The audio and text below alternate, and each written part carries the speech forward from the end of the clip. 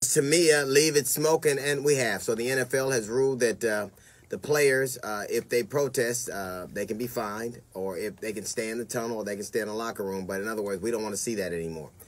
The very reason that the NBA players and NFL athletes are protesting can be typified by what happened to Sterling Brown of the NBA in Milwaukee in January. He's at a store. He's parked between two handicapped in parking spaces. He runs into the convenience store. He comes out, is in a conversation with officers. Other officers show up. He gets tased, and it escalates. Then the officer tries to find out who he is, and of course the officer lied, on the report. And even the police chief came out and said the officers had been disciplined and they were out of line. He even issued an apology. Now, had this not been a famous black man, then we won't hear about it. And I'll guarantee you that big athletic dudes all over the country have this happen to them with no money about their account.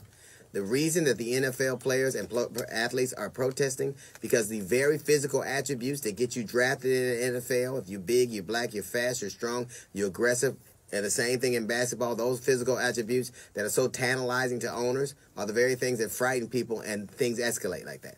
Black people and brown people all over the country deal with these situations all the time, and most of them are not famous black people. And that's why they kneel for justice.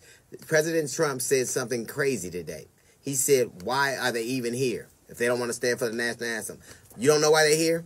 Let me give you a little history lesson. They're here because you made them come.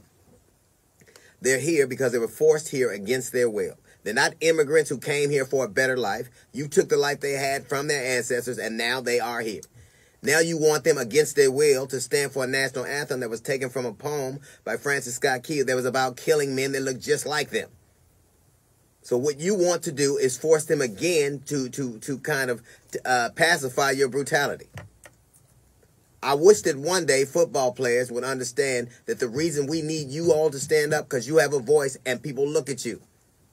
People see you. It's funny that they talk about why would they bring that to the NFL, and, they should leave that alone, and politics doesn't belong there. You didn't say that when you hired Rush Limbaugh to be an announcer. You didn't say that then.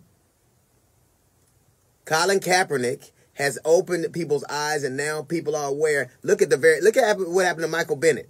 Look at what happened to Sterling Brown. If you big, you black, you fast, and you strong, they get to do whatever they want anyway. But no one's gonna find out about it, and no one's being brought to account.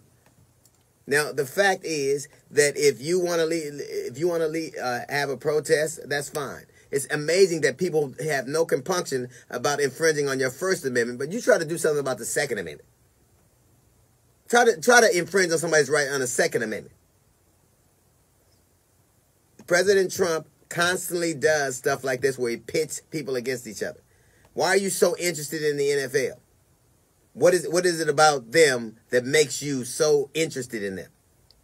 And why do people believe that the reason the audience is dropped is because of just white people deciding they won't watch? It's a lot of black people. Listen, whether you guys like this or not, the one place you need happy black people is the NFL. The one place you need us is the NFL.